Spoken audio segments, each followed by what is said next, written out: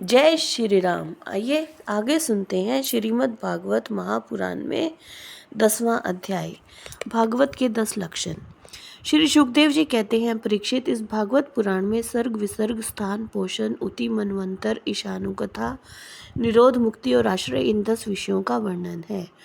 इनमें जो 10वां आश्रय तत्व है उसी का ठीक ठाक निश्चय करने के लिए कहीं श्रुति से, कहीं तात्पर्य से और कहीं दोनों के अनुकूल अनुभव से महात्माओं ने अन्य 9 विषयों का बड़ी सुगम रीति से वर्णन किया है। ईश्वर की प्रेरणा से गुणों में शोभ होकर रूपांतर होने से जो आकाश आदि पंचभूत, शब्दादि तन्मात्राएं, इंद्रियां, अहंकार और महत्व की उत्पत्ति होती है उसको सर्ग कहते हैं। उस विराट पुरुष से उत्पन्न ब्रह्मा जी के द्वारा जो विभिन्न चराचर सृष्टियों का निर्माण होता है उसका नाम है विसर्ग। प्रतिपद नाश की ओर बढ़ने वाली सृष्टि को एक मर्यादा में स्थिर रखने से भगवान विष्णु की जो श्रेष्ठता सिद्ध होती है उसका नाम स्थान है। अपने द्वारा सुरक्षित सृष्टि में भक्तों के ऊपर उनकी जो कृपा होती है उसका नाम है पोषण। मनवंतरों के अधिपति जो भगवत भक्ति और प्रजा पालन रूप शुद्ध धर्म का अनुष्ठान करते हैं उसे मनवंतर कहते हैं। जीवों की वे वासनाएं जो कर्म के द्वारा उन्हें बंधन में डाल देती हैं उति नाम से कही जाती हैं। भगवान के विभिन्न अवतारों के और उनके प्रेमी भक्तों की विविध आख्यानों से युक्त गाथाएं ईश कथा हैं।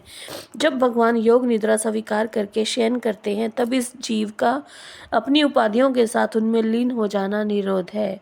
अज्ञान कल्पित कृतत्व, भोक्तृ आदि अनात्म भाव का परित्याग करके अपने वास्तविक स्वरूप परमात्मा में स्थित होना ही मुक्ति है।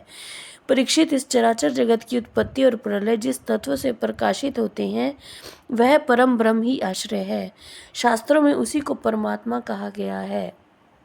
जो नेत्र आदि इंद्रियों का अभिमानी दृष्टा जीव है वही इंद्रियों के अधिष्ठात्र देवता सूर्य आदि के रूप में भी है, और जो नेत्र गोलक आदि से युक्त दृश्य देह है वही इन दोनों को अलग अलग करता है।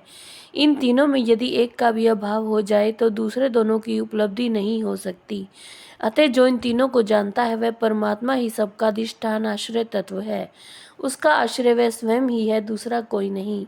जब पूर्वोक्त विराट पुरुष ब्रह्मांड को फोड़कर निकला तब वह अपने रहने का स्थान ढूंढने लगा और स्थान की इच्छा से उस शुद्ध संकल्प पुरुष ने अत्यंत पवित्र जल की सृष्टि की।